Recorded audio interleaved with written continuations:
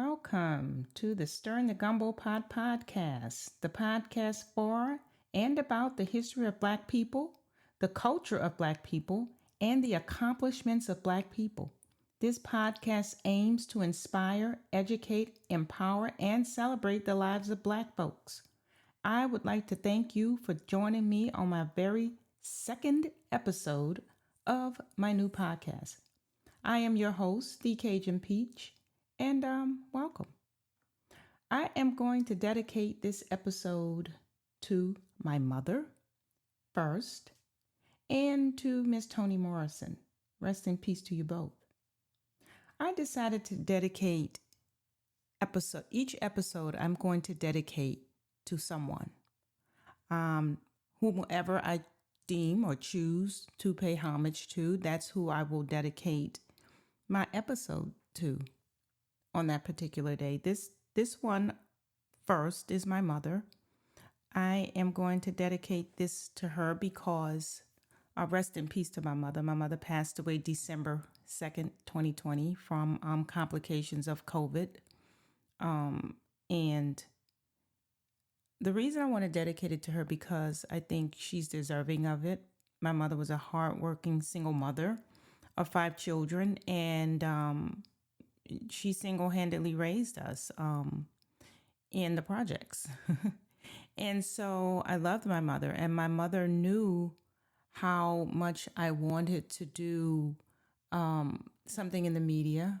She knew how hard I worked to be better and to be a better person and to accomplish something in my life. And so that's why I would like to dedicate this to her in her remembrance. And I love her so much, and I wish she could be here to hear my episodes and to see me try at least continue to try reaching my goal. So this episode here is dedicated to my mother first. The second person I would like to dedicate my show to is Miss Toni Morrison. Rest in peace. Now, many of you may know who Miss Toni Morrison is, but if you don't, I will give you a quick little history lesson on Miss Morrison. Toni Morrison, of course, is an African-American writer, author, and she was also an editor who worked at a publishing house up in New York City before she became a writer.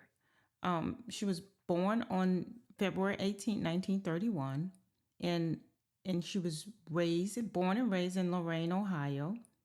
She lived to be 88 years old, and she died on August 5th, 2019. And she was a pioneer, a jewel, a literary jewel, and an intellectual. She's an editor and author, as I mentioned, and she wrote several books that were published. One, she won the Pulitzer Prize in Literature. She also won the Nobel Prize in Literature. Her most successful book is Beloved, which was published in 1987. And she also wrote The Bluest Eye, which was her first published book, and the one who that book has been banned in so many different schools and libraries throughout the country since it was written because of its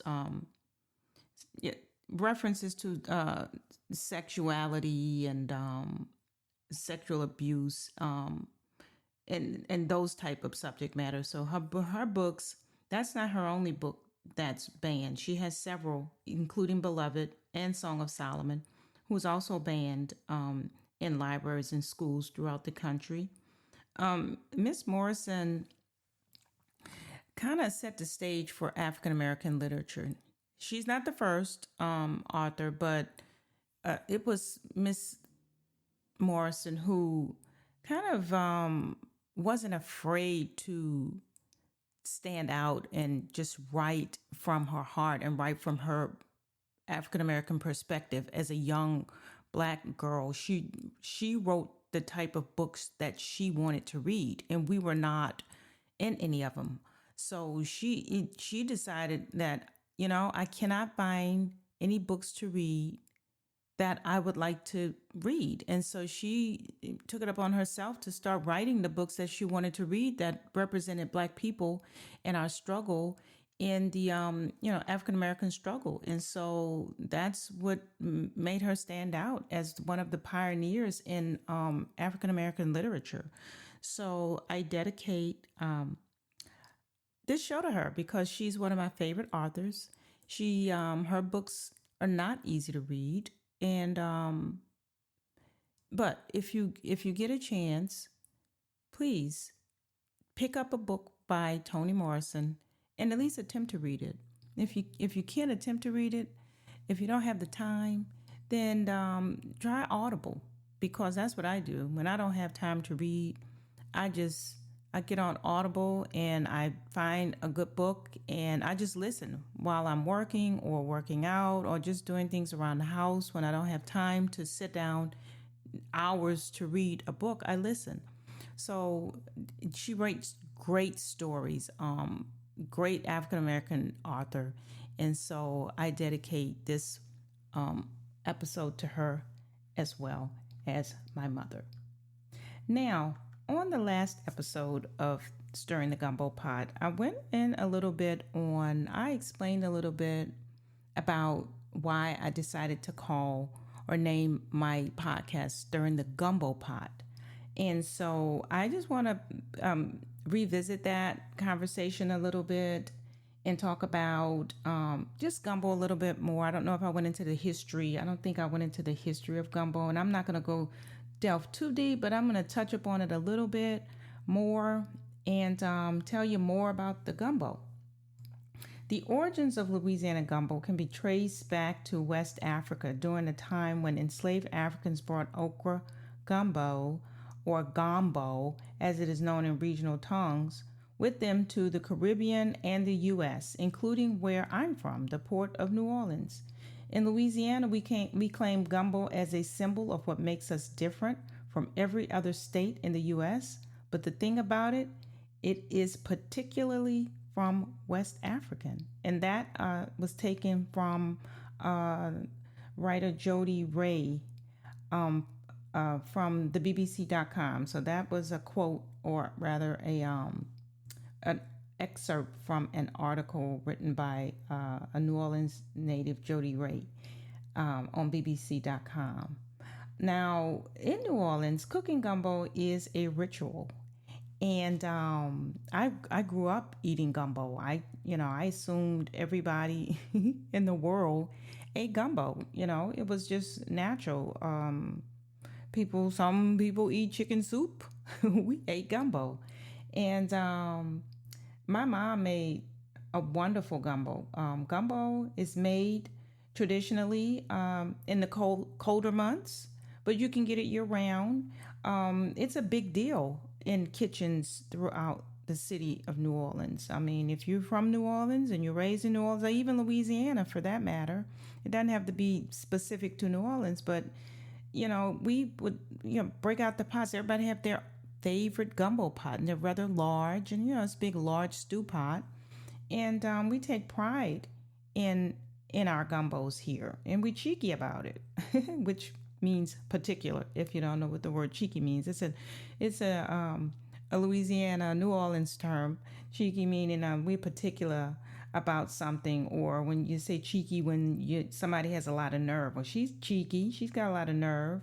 So we're cheeky about our gumbo, and we like to tell people what's supposed to be in gumbo. We don't cook gumbo like some people cook in other states and countries. They're putting all kinds of things in gumbos these days. I see them on social media, and it's hilarious. The ingredients that they put in their gumbos and want to call it gumbo, my dear. That is not gumbo.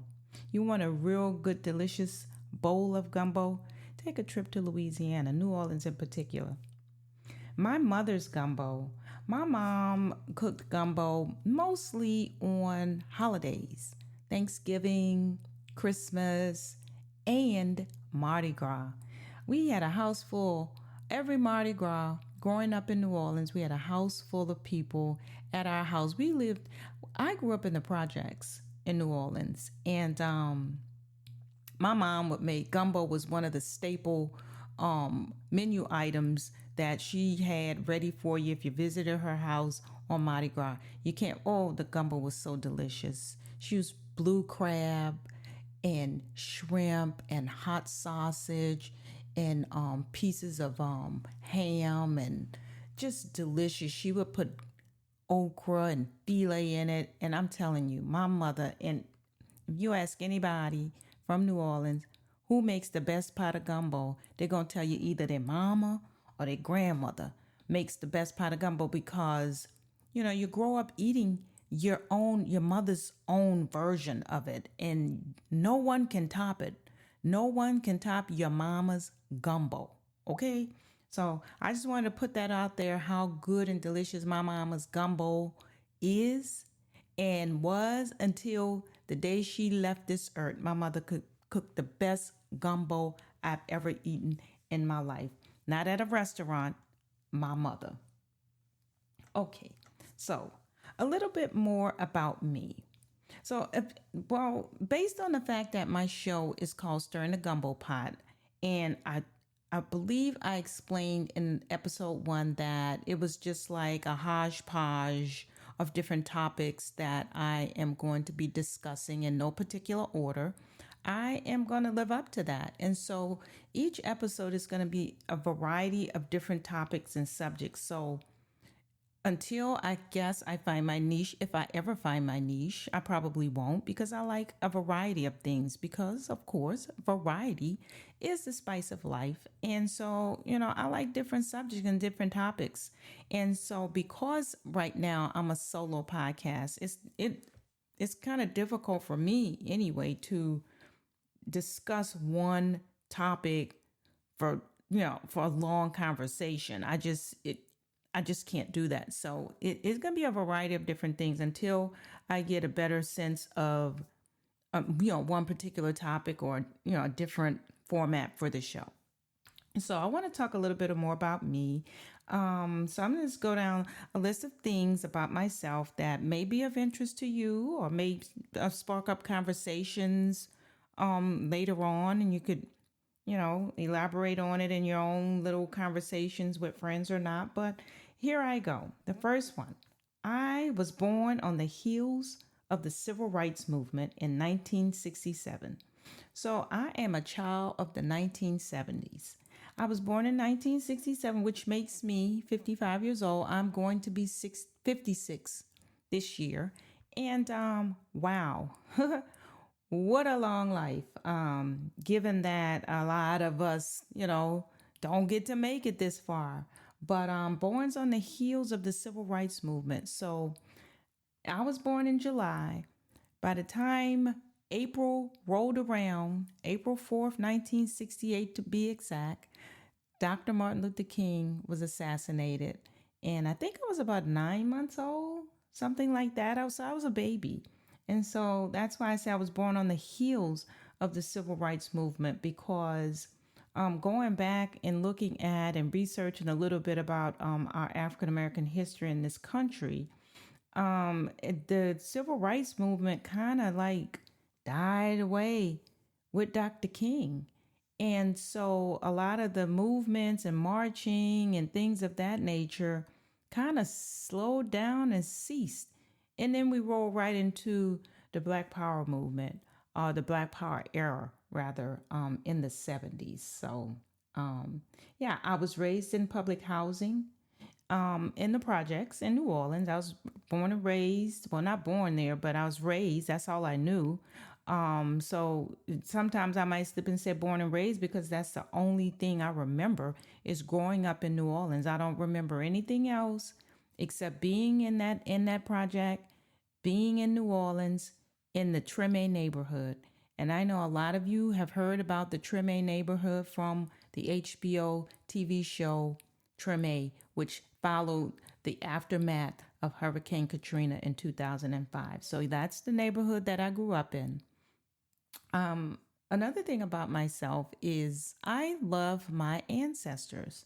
I am one of those people who I just love old things. I think, I don't know if you want to call me a Renaissance kind of girl, but I love old stuff. I just, love our history. I love old music. I love, things of the past. And it just makes me happy to be able to have that memory and of my ancestors and my grandparents and my great grandparents, and I often visit them when I visit in my family hometown of Clinton, Louisiana, which is in East Feliciana Parish in Louisiana.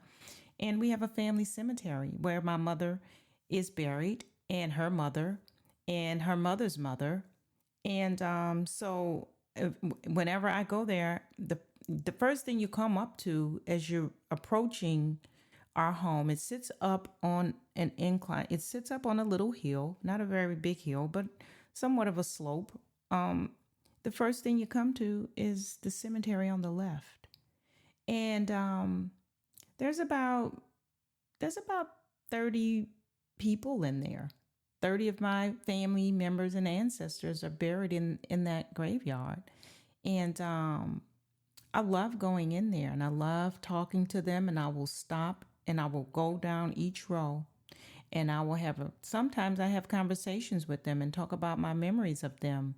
And then I'll look at their dates, and then I'll go back in my head and I think, wow, I think one of the oldest dates in our cemetery is I want to say 1885, maybe somewhere like that, is when is the earliest date of birth for one of my ancestors, and I want to say that was my great grandmother, who was born in the late 1800s. I love old music. Um, I do. I love music from the 1950s. I love um, jazz singers from back in that era. I just do. I'm just so drawn because it was so real. Music was real back then. It was made from scratch, from real instruments and real vocalists, and not this made up gimmick stuff that they're marketing today as music. And so I just love some days to just put the speakers on in the house and just listen to music from back in the day, from people like Nancy Wilson and Lena Horne and various different artists who, I can't really come off the top of my head with them. That's a few. That's the name, a couple of them. But I love old classic black music. I love learning about the history of my people. I think it's important for all of us to find some way to become educated about our past and our struggle, and not just the slave part, but that's important, but our accomplishments, and just us as people. And so you can learn about your tradition and different rituals and the struggle. I think it's important for us to know that stuff, because we can hold on to that, and that'll help us to at least have some kind of hope, or set us on a path to do and accomplish more on our journey to the future, to want more and better for ourselves and for our children. Um, I love the civil rights era. I think I mentioned that. I love that, and I respect the our ancestors who fought for our freedom. I mean, how could you not have respect and pay homage to that? How could you not? Right? Um, I love everything about it. I do. I love Dr. King. I love his struggle. I love them marching. I love the courage that they embodied. I love them, just standing up and not backing down. And they were just paving a way for us, and you have to respect that. You just have to. And I think if more people did respect that and just acknowledge it and just try to learn more, I think we as black people, especially our young people today, because they're in a lot of trouble. I think if they would go back and learn about the struggle of our people from the civil rights era, that maybe, they would have second thoughts about some of the things that they're doing out here in these streets today. I love the Harlem Renaissance era, and that's in the 1920s up in Harlem, New York. And there's a lot of artists, the Harlem Renaissance era, and I'm gonna have a whole show. I'm gonna do an entire show on the Harlem Renaissance. And if you're not heard of the Harlem Renaissance, it was a era and a period between the 1920s and maybe the 1930s or somewhere in between there, where black artists moved or migrated rather to New York. And there were jazz artists, vocalists, poets, writers. They all migrated in New York, and it became, and the Harlem. They were in Harlem, obviously, and it became like this group of just artists, of African American artists who were just like so successful and so talented during that era. So I'm gonna dedicate an entire show to artists of the Harlem Renaissance coming up soon. Another thing about me, I get emotional when I look at old photos. I do. I don't know about anybody else, but even photos from my own past, not just other people, but when I'm looking back on old photos of family members who've gone on, or pictures of my children who, when they were younger, it reminds me of times when I wasn't in a good place, or I can look back and say, oh, I've come so far. Back then, I was struggling so bad. I was going through this or going through that. Or I'll look at my kids and say, wow, look at them now compared to then. And it just brings back all these emotions for me. And so I get really emotional about it. And sometimes I might shed a tear. Another thing about me, I absolutely love the 1970s and the Black Power movement. And well, I love Malcolm X. I love the Black Panthers. I love Black Power. I love that era. I think if I had to choose another era, if I had to choose another era of, I would of course want to come back black. That's a thing on social media now, is what would you like to be if you could be anything else? If besides being black, what else would what other race would you choose to be? And I thought about that, and I gave it a real good thought, and I'm like, how could I even consider being anything else but black? Because it's so beautiful, all of it, the struggle, our accomplishments, and our pride. Man, we're just amazing people. We're so resilient, so beautiful. We have our struggles, but for the most part, we're the most unique, I believe, the most unique race in the world. And so the Black Power movement just does something for me. I would choose to go back to the 70s, the late 60s, early 70s, in that Black Power movement era, because I believe I'm a fighter. I believe I would have been a Black Panther. I'm sure I would have, to fight for our people and to stand up for what's right. You know, so I do think I'm a Black Panther, so to speak. Um, I love Black people, especially the women, because we are phenomenal. We are. Just look at us. Look. All you gotta do is look. I don't have to say anything else. Black women are phenomenal. And so I love my Black people, especially the Black women.